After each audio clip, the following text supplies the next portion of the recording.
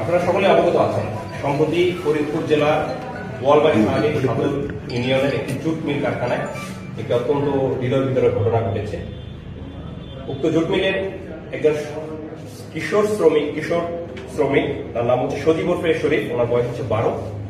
তাকে তার আরেক সহকর্মী রিফাত শেখ ওরফে হাকিম নামক তার একই সাথে কাজ করে। সে ওখানকার যে কম্প্রেসার মেশিন আছে জুট মিলে, সেই মেশিনের উচ্চ চাপের বাতাস দিয়ে তার ভিকটিমের পায়ের মধ্যে বাতাস প্রবেশ করায় এবং তাকে হত্যা করে। উক্ত ঘটনাটি ইলেকট্রনিক প্রিন্ট মিডিয়া, তারপরে সামাজিক যোগাযোগ মাধ্যম সকল জায়গায় জিনিসটি ফরিদপুর সহ সারা বাংলাদেশের সকল জায়গায় ব্যাপক চাঞ্চল্যের সৃষ্টি করে। র্যাব 10 ঘটনাটি জানার পর থেকে আমরা একটি বিশেষ টিম গঠন করি, আমরা আমাদের গোয়েন্দাগিরি শুরু করি এবং পরবর্তীতে আমরা জানতে পারি যে গত 23 তারিখ রাতের ঘটনা হচ্ছে এটি।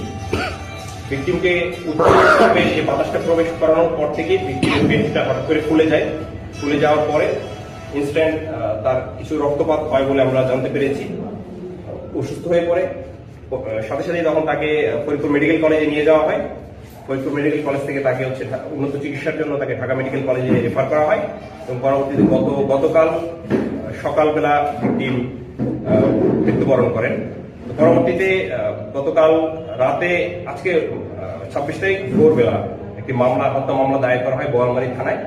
তো এই বিষয়টি জানার পর থেকেই আমাদের স্পেশাল টিম মূল আসামিকে শনাক্ত এবং গ্রেফতার করার জন্য কার্যক্রম শুরু করি। তো পরবর্তীতে আজকে আমাদের একটি বিশেষ টিম এবং র্যাব সদর দপ্তরের গোয়েন্দা তথ্যের ভিত্তিতে এবং প্রযুক্তিগত সহায়তায় আমরা মাগুরা থেকে মূল যে অভিযুক্ত আসামি রিহাত শেখ ওরফে হাকিম কে গ্রেফতার করতে সক্ষম হই। আসামি আপনারা দেখতে পাবেন যে বাম পাশে যেই উচ্চচাপের পাইপ দিয়ে তার পাইপের মধ্যে প্রবেশ করানো হয়েছিল, সেই পাইপটা এখানে নিয়ে এসেছি আমরা। আপনাদেরকে ওই পরবর্তীতে ছবি দিয়ে দিব আমরা, যে কোথায় পাইপটা জুট মিলে যে কিভাবে কম্প্রেসারটা ছিল সেটার একটা ছবি দিয়ে দিব আপনাদেরকে। তো আসামি আমাদের কাছে আছে, আমরা পরবর্তী আইনানুগ ব্যবস্থা চলমান, কিছুক্ষণ পরে আমরা আসামিকে সংশ্লিষ্ট থানায় হস্তান্তর করব। ধন্যবাদ।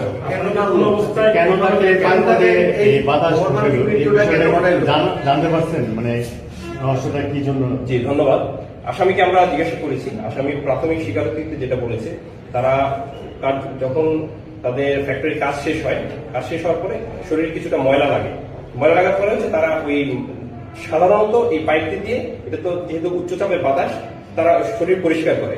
আসামি সে হঠাৎ করে ভিকটিমের বায়ু পথে সেই উচ্চচাপের বাতাসটা প্রবেশ করানোর পরে এটা তো অনেক বেশি জোরে বাতাস, কিছু সময় হালকা কয়েক সেকেন্ড দেওয়ার সাথে সাথে পেটটা ফুলে যাওয়ার পরে ওই অবস্থায় আসামি অসুস্থ হয়ে পড়ে এবং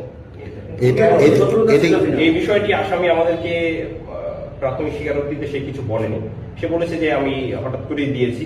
তো বিষয়টি পরবর্তীতে হয়তো আমাদের যেহেতু সময় কম পেয়েছি, পরবর্তীতে তদন্তকারী কর্মকর্তা তদন্ত করলে বিস্তারিত বলতে পারে। আসামির বয়স কত?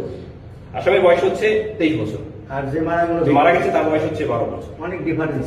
12 বছরের শিশু।